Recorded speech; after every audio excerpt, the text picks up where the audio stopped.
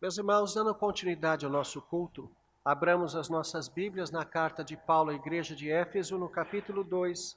Leiamos o verso de número 20, Efésios 2, 20.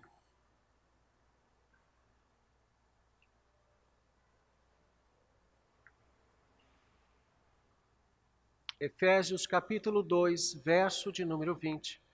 Diz assim a Escritura: edificados sobre o fundamento dos apóstolos e profetas, sendo ele mesmo, Cristo Jesus, a pedra angular. Vamos ler todos juntos? Edificados sobre o fundamento dos apóstolos e profetas, sendo ele mesmo, Cristo Jesus, a pedra angular. Vamos nos dirigir a Deus em oração.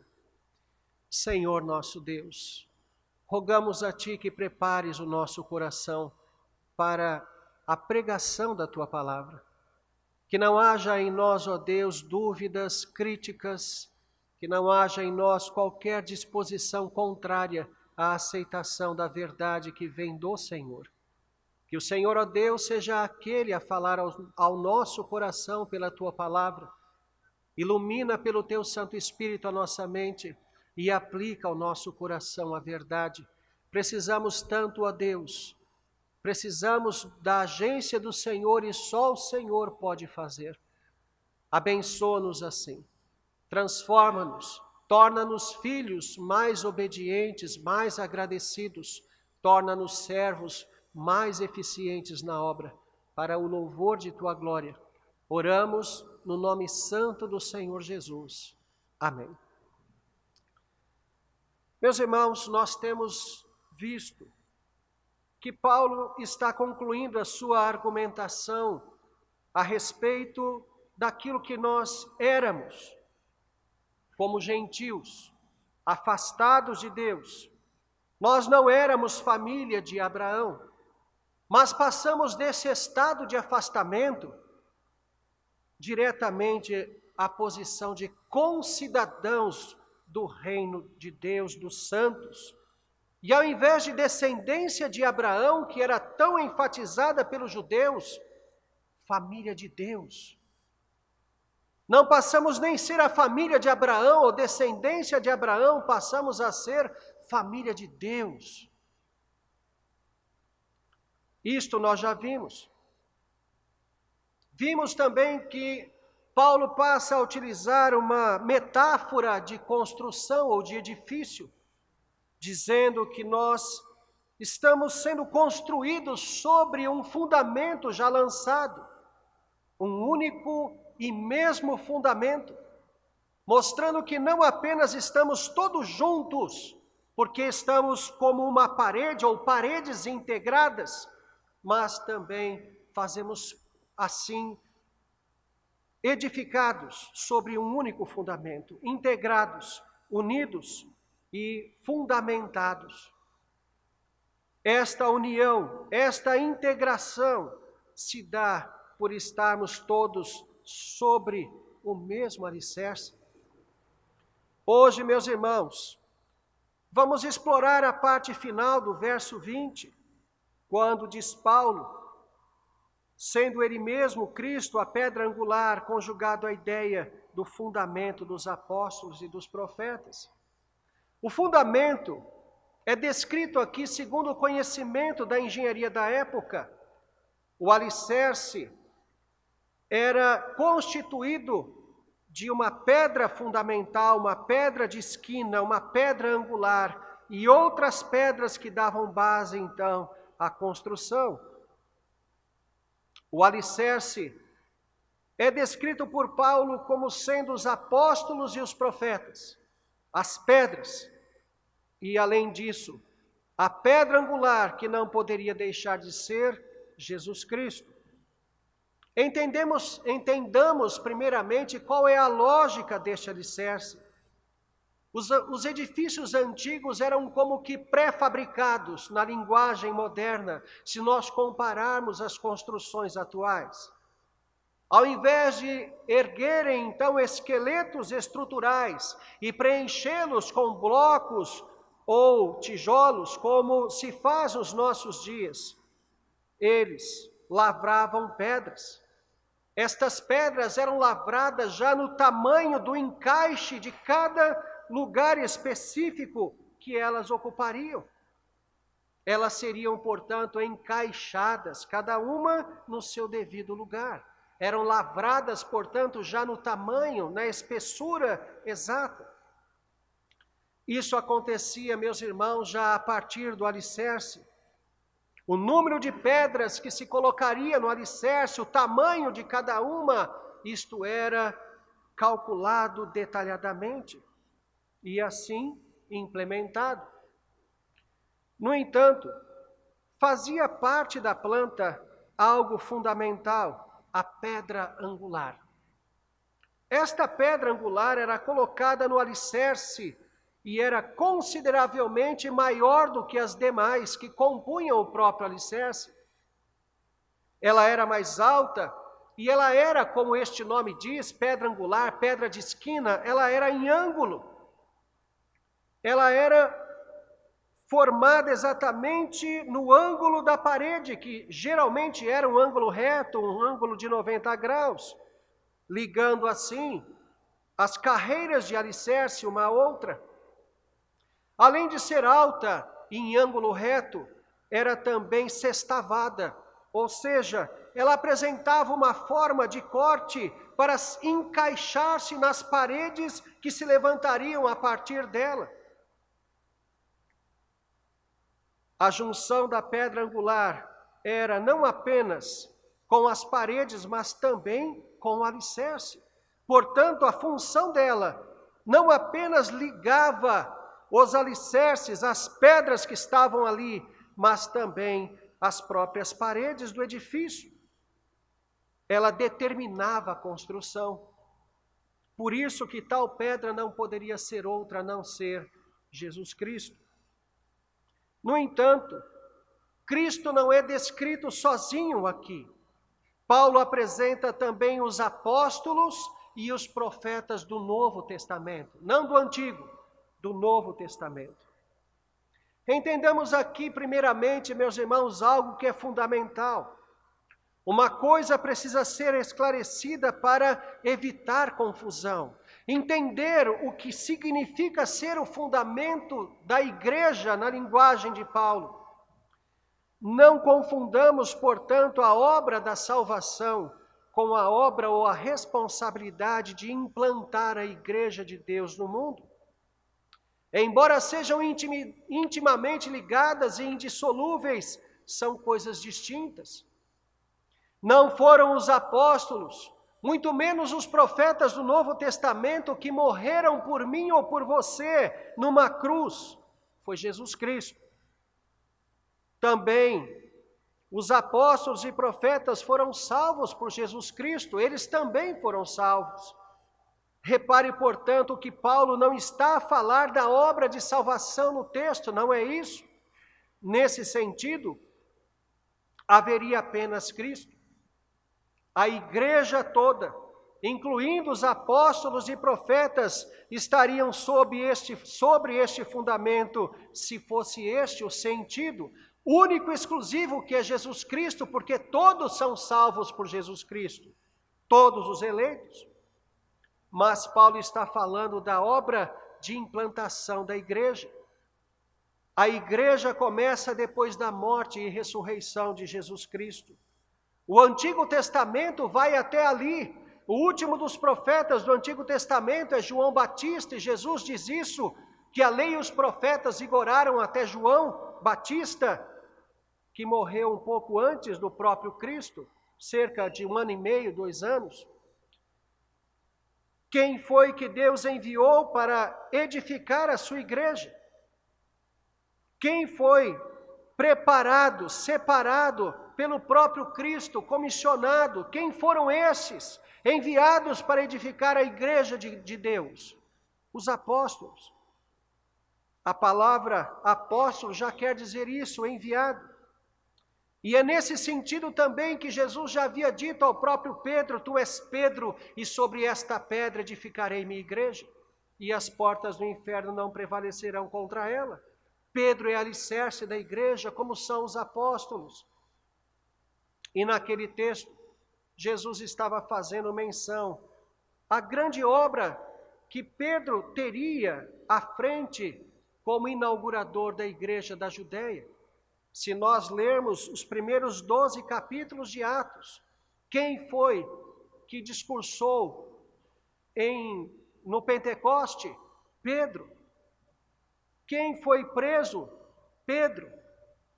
Quem dirigiu o concílio de Jerusalém, esteve à frente, junto com Tiago? Pedro. Quem foi a Samaria? Pedro. Pedro está à frente. E não há nenhum problema com isso, ele não era papa, nem existia papa na época, nenhuma ideia desta heresia. Ele apenas era o mediador, uma espécie de líder dos apóstolos no início da igreja da Judéia, um fundamento, como todos foram na constituição da igreja do Novo Testamento. Portanto, o Espírito capacita também outros. O Espírito capacitou homens com dons espirituais específicos, além dos apóstolos, para suprir a igreja daquela época. Homens que foram auxiliares dos apóstolos, homens que ficaram conhecidos como os profetas do Novo Testamento. Esses profetas, meus irmãos, são muito pouco conhecidos. É interessante que as Escrituras não destacam estes homens, e isso por um motivo muito simples. A autoridade, a liderança era apostólica, o padrão de canonicidade, a fonte para que alguém pudesse escrever Bíblia tinha que ser apostólica e não de profetas do Novo Testamento. Mas os profetas do Novo Testamento tiveram um papel muito importante. Sabemos, por exemplo, da existência de Ágabo, o único dos profetas do Novo Testamento que conhecemos o nome, profetiza a fome da Judéia, profetiza a prisão de Paulo. Mas também temos nas páginas de Atos 4 profetisas, filhas de Filipe, o evangelista. Também quando Paulo é enviado lá em Atos 13, nós temos ali a citação de que havia profetas. Além disso, nós conhecemos a intensa atividade profética na igreja de Corinto, que incluía também o dom de línguas. Lembre-se que uma das mais importantes orientações do apóstolo Paulo quanto ao uso de línguas naquela época, para que o dom fosse até mesmo permitido no meio da igreja, ele deveria ter interpretação, intérprete, caso contrário que se cale, diz o apóstolo Paulo. Caso contrário, geraria apenas confusão. E a interpretação é necessária porque profecia é profecia. Dom de língua interpretado é ensinamento de Deus, é profecia, e era uma das formas do Espírito Santo de Deus ensinar a igreja. Os profetas do Novo Testamento são colocados por Paulo em nosso texto exatamente na sequência dos apóstolos, junto com eles no fundamento da igreja, porque eram auxiliares, exerciam um ofício, um ministério importante como auxiliares dos apóstolos nisso.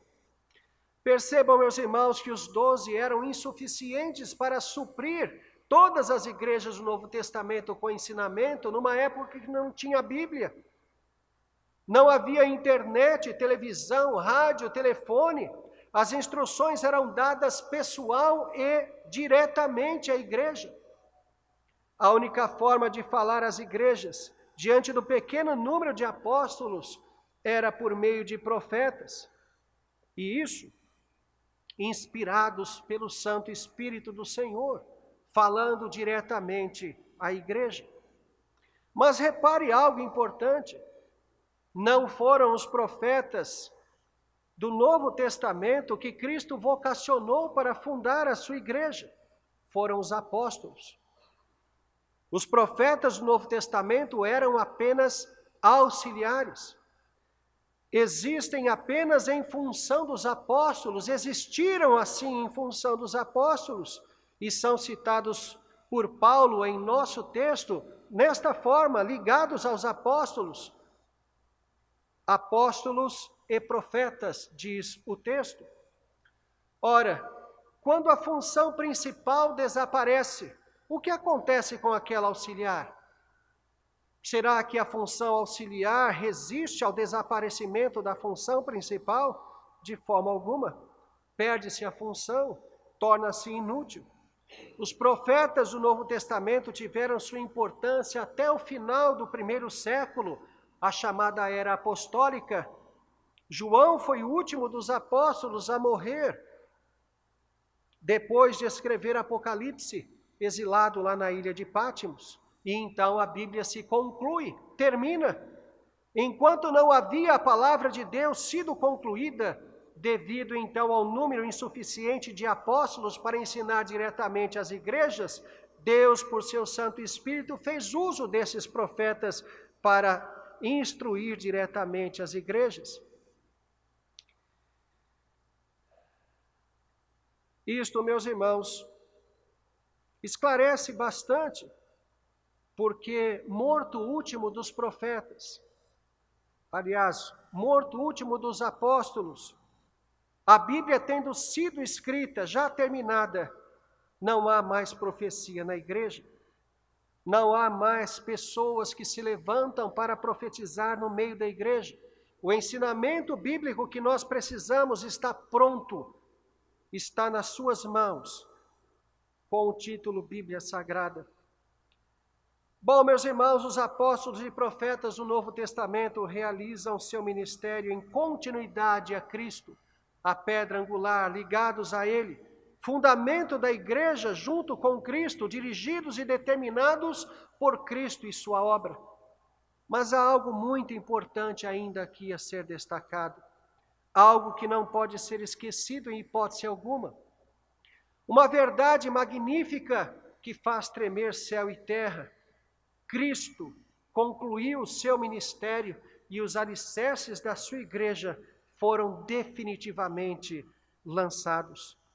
Meus irmãos, esta verdade, embora possa parecer simples, ela é tão estonteante, fundamental. Aquele que sabe o que isso significa deveria tremer diante de Deus, diante disso. É certo que a igreja tem sido edificada, é certo que a igreja tem se expandido, nós ainda deveremos falar sobre isto, mas em outra ocasião. Mas o fundamento da igreja foi lançado, foi colocado de uma vez por todas. Em outras palavras, é uma realidade imutável, uma realidade irreversível. Nem mesmo o diabo e toda a sua legião, nem mesmo todos os ímpios juntos vão conseguir retirar esse alicerce. A igreja jamais acabará. A igreja já é triunfante. A igreja jamais será erradicada da terra. Meus irmãos, o paganismo é uma coisa crescente e terrível no nosso meio. Mas a obra de Cristo, o que já fizeram os apóstolos e os profetas, jamais poderá ser desfeito.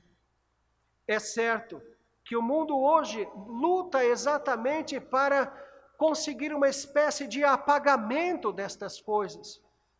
Fala-se de religião, mas não se fala de Cristo. Fala-se de Páscoa, mas não se fala de Cristo. Fala-se de Natal, mas não se fala de Cristo. Há uma propaganda intencional de apagamento, de esquecimento de quem é Jesus Cristo. Uma religião que desvia o homem do Deus verdadeiro, que faz o homem esquecer do anúncio da verdade. A sociedade de hoje, meus irmãos, quer levar você ao esquecimento do passado, de como viveram seus pais e antepassados, a experiência que tiveram seus pais. Se você é de uma família cristã, pense nos seus avós, como eles tinham consciência de Deus e como eles descansavam nas promessas de Deus. Que tipo de vida eles tinham, como eles eram conservadores nos seus atos, como eles tinham cuidado com suas palavras, em outras palavras, como eles eram criteriosos, muito mais criteriosos com as Escrituras. Vivemos uma época permissiva, onde tudo é permitido, tudo é explicado, todos são teólogos, todos têm plena certeza do que falam. e assim vivem no engano. Meus irmãos, o mundo apresenta Cristo como se fosse alguém derrotado, mas nós precisamos resgatar esta ideia. Cristo morreu sim, mas ressuscitou. Cristo é aquele que venceu a morte pelos nossos pecados. Mas quando nós trazemos esta verdade à tona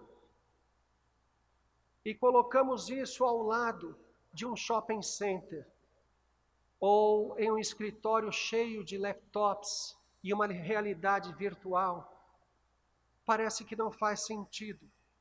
O que faz sentido é o conhecimento humano, é a tecnologia. A ideia de pecado, de morte, de sangue derramado, isso é medieval. Milagres, onde estão para que nós os vejamos? Cristo ressuscitou?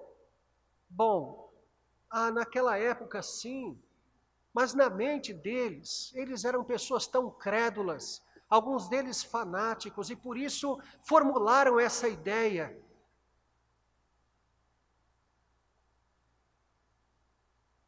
Cristo, pecado, inferno, não faz mais sentido para a sociedade de hoje.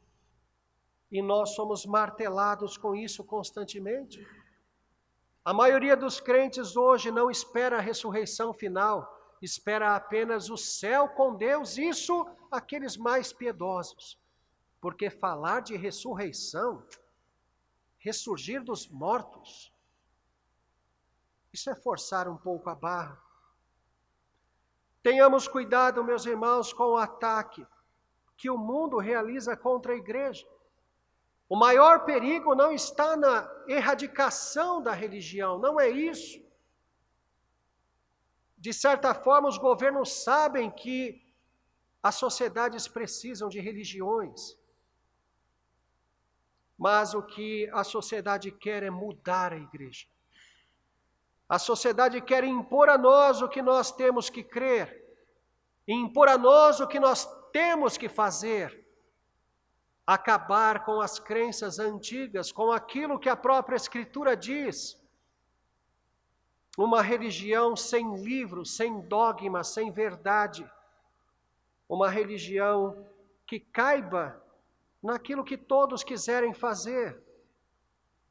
Relativizar práticas e princípios, aceitar então costumes e comportamentos mundanos, fazer com que haja sim uma religião, uma igreja cheia, mas apóstata.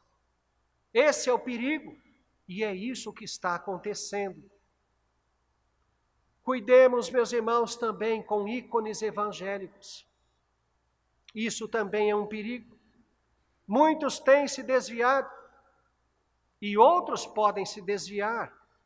O mesmo apóstolo Paulo, que escreveu a carta aos Efésios, escreve aos Gálatas dizendo que mesmo que ele, ou um de seus colaboradores, ou ainda que um anjo descesse do céu para produzir e evangelizar um evangelho diferente da verdade, que fosse maldito. E meus irmãos, certamente é uma linguagem hiperbólica, uma linguagem de exagero que ele está usando, mas não deixa de ilustrar o fato muito curioso que homens e anjos já caíram quando ainda eram perfeitos. Ora, seria tolice, nós que sabemos disso, confiar cegamente em alguém que já caiu. Só as Escrituras, apenas a Bíblia como nossa regra de fé e prática. Cuidado com seus pensamentos, cuidado com interpretações modernas, cuidado com esse evangelho onde tudo é possível e você parece um ímpio, mas pode dizer que não é. Veste-se como, tatua-se como, fura-se todo como, mas não é. Cuidado com isso. O mundo quer transformar a igreja. Ele não quer acabar com a igreja. E assim acaba com a igreja. O mundo impõe à igreja o que deve crer, o que deve aceitar, o que deve praticar. Cuidado com isso. Mas mesmo fazendo tudo isto, o mundo jamais poderá desfazer o que já foi feito. Louvado seja Deus pela Igreja de Cristo, porque o fundamento já foi lançado. Amém.